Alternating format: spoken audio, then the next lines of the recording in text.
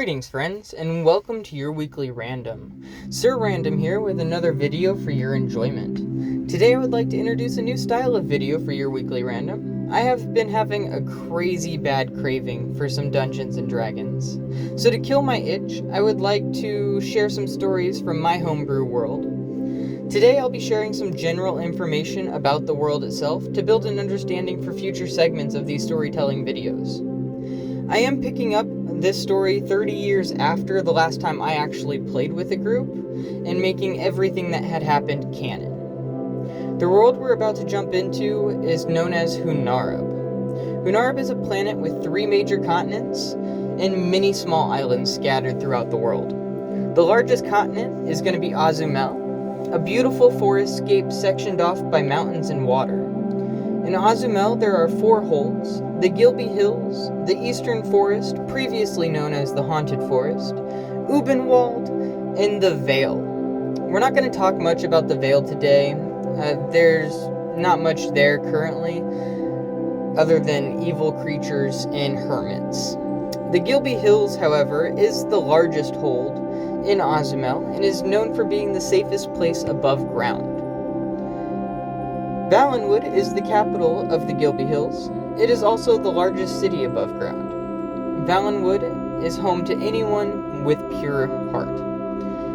The city is surrounded by a barrier called the Raging Flame of the 7 Dragons. This barrier prevents anyone with a heart of black from entering the city, and will light a tracking flame in the Hall of Dragons inside the Valenwood Temple, marking their location throughout the hold.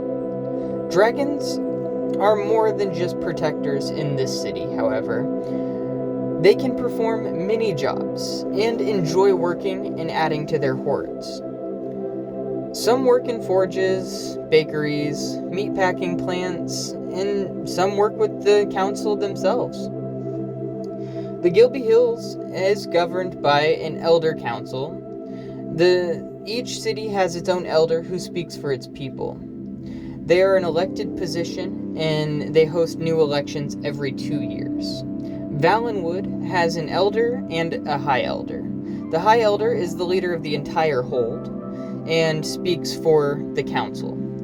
This is also an elected position, but is elected every 4 years, unless forced out during one of the regular elections.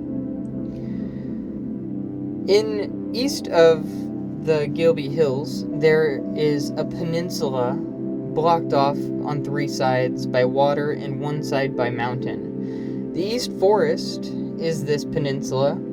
It is on the far eastern part of Azumel. It is a dense forest settled by humans and orcs. The orcs have their own governing procedures that mostly have to do with combat.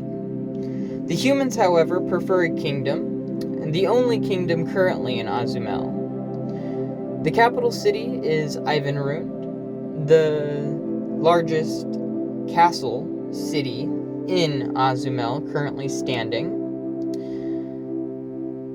It has a beautiful ocean dock. The city, however, was decimated in the hauntings over 200 years ago. Then after the Dragon War 30 years ago, the city was able to start the rebuilding process. For 200 years, the people of the forest have been fighting for their land. Then 30 years ago, a group of adventurers defeated the tyrant Dragon King and stopped the haunting and freed the forest. The forest has had 30 years to rebuild since then, but is still not to its former glory. However, Ivanrund and Ironhurst Castle has been fully restored and can be seen from miles out on the ocean.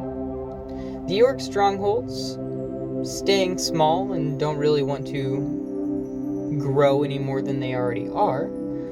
There are 2 strongholds currently in the Haunted Forest. They do minor trading with the humans and other traveling merchants. You have Ironhurst City, and then 2 small towns on top of that. Going a little bigger, we have Ubenwald. Ubenwald is the northernmost hold but it is completely underground. It has 5 large cities, the capital of which is Van Malder. It is the largest city in Azumel. Ubenwald is currently run on a council system, meaning the council has all of the power, and they pretty much get to do whatever they want. The council is composed of the firstborn noble son in each family. Ubenwald is very particular about who they let underground. The residents of Ubenwald are dwarves, with very few exceptions. To get into Ubenwald, you must obtain permission from the council within Ubenwald, making it almost impossible. Well, it may be impossible to get into Ubenwald, but there are many other beautiful places, such as Komatu. Komatu is a sandy, beautiful land on the outside, but as you enter, the desert gets a little crazy. If you can make it the 500-mile journey to the center of the continent, you will find the most beautiful oasis in the world. It is a neutral zone for all creatures, and anyone who breaks this code will be killed by the rest. There is no real towns in Komatu, but one big surrounding town around the beaches. There's a few big docks around the continent, and very few people live in Komatu. However, the land is very popular for tourists and the wealthy. The Kingdom of Komatu is run from the castle on the North Port. It is the only place around the continent that does not have a beach. Instead, a 200-foot cliff stands in its place. The cliff expands 2 miles wide and 300 feet tall. Or 200 feet tall, I do apologize. Surrounding the castle on 3 sides. Now, on the opposite end of the spectrum, we have Tumar.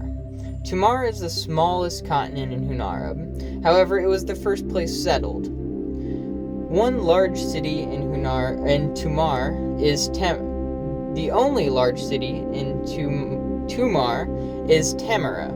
In the center of Tumar, surrounded by mountains for protection from all dangers. This is a swampy land that is very inhospitable. There are very few attempted cities around Tumar that have survived.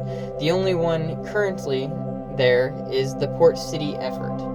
It is one of the only ways to get to Tumar safely. And they have a wagon that goes up the mountain once a week to Tamara.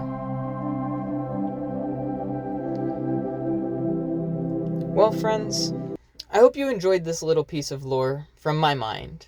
And now that we have a baseline for this world, we can start farming and framing new NPC stories that happened during the last 30 years. That way we have a base story for when I actually start a new game.